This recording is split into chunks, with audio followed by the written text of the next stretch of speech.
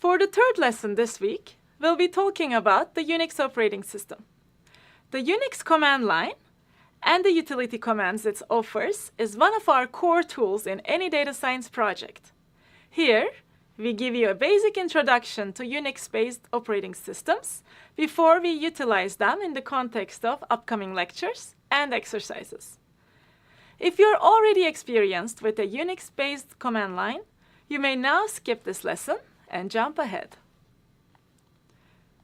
For the ones who are still here, at the end of this video, you will be able to explain what Unix is, understand files and processes, visualize the Unix directory structure, and start a Unix terminal and type your first command.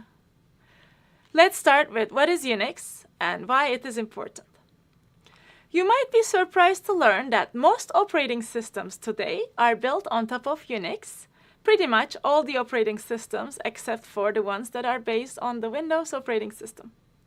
Various Linux distributions, Mac OS X, iOS, and Android are just a few popular ones today. Here, we see a family tree of Unix-based operating systems. This figure alone shows the impact of Unix. Needless to say, this makes Unix widely adopted in industry. In fact, the back end of many data and compute systems, including industry giants like Facebook and Google, utilize Unix. As an operating system, Unix provides a very powerful development environment built upon composability of small utility programs that do one thing very well. We call these programs commands. Users can build their own commands and programs using these commands, and some programming syntax, or shortly, scripting. Unix is definitely an expected skill for most programming jobs, but why is it relevant to us as data scientists? In addition to being a powerful operating system, Unix provides commands for data search, subsetting, and transformation.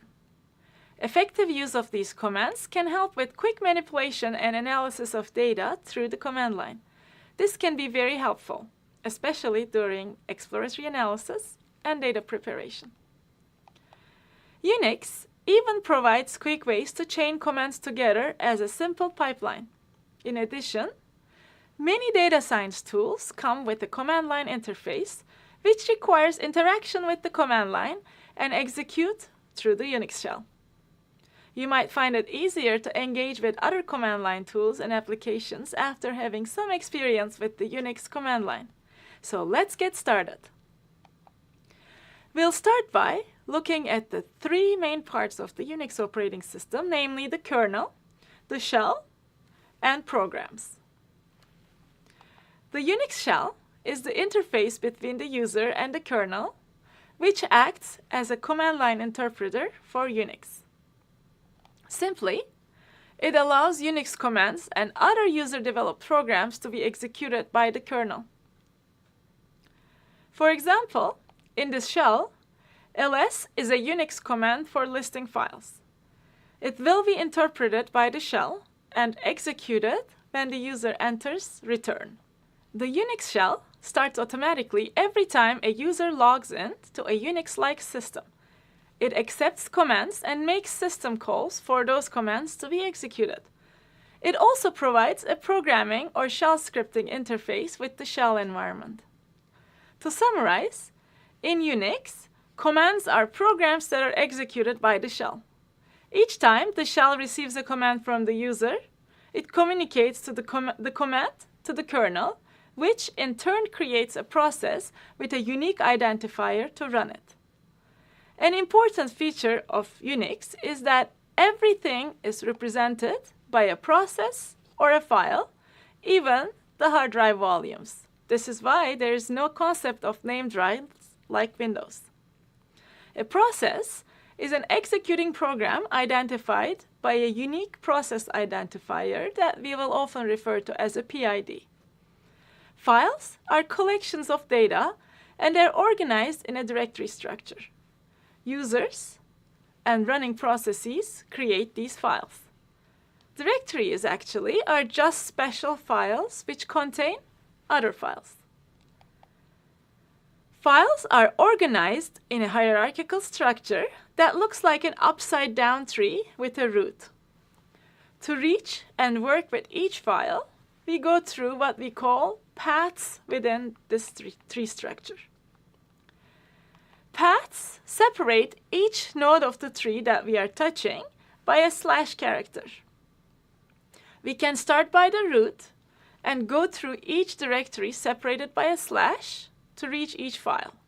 This is called an absolute path. Here, we see an example absolute path for foo.txt, namely /users/altintas/foo.txt. If I use this absolute path, I can reach foo.txt anywhere throughout my Unix-based system. Another way to reach foo.txt is using relative paths whenever we can. If I'm already in my home directory is altintas under users, and it's represented by green here. I can reach foo.txt under this directory directly without listing other directory names. This is called a relative path, as it's relative to the directory we are operating under. We refer to the directory we are operating under as the working directory. So, altintas as the working directory represented in green, I can say foo.txt or /foo.txt to reach foo.txt. Here, dot refers to the working directory. Now let's say I'm in the working directory Python for data science. Python for data science is shown in yellow here, and I'm in it as the working directory. I'm trying to access foo.txt under altintas. I can choose to change my working directory to altintas and use the relative path that we have used before, or I can use the absolute path for foo.txt. However, there's a simpler way to access foo.txt in this situation that Unix offers. We will take advantage of the ..dot directory, which refers to our parent directory. Each Unix directory has a special utility that refers to the parent directory of that directory. For Python for data science, that directory is altintas. The parent directory is represented by double dots, and we reach foo.txt from Python for data science using the parent directory by saying ../foo.txt. So we went through absolute paths and relative paths. Now I would like to show you another important shortcut in the Unix system, the tilde character. Any directory under users, like altintas, refers to a specific user's home directory. For that user, tilde refers to that home directory. I can reach anything under my home directory using the tilde character, like tilde/foo.txt or tilde altintas/foo.txt. Here's a word of caution when you work with relative paths.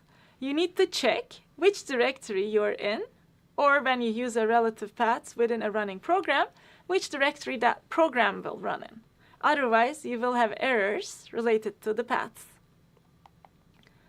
A good Unix command to check the directory is called pwd. It stands for print working directory. Let's start a Unix shell and review what we learned.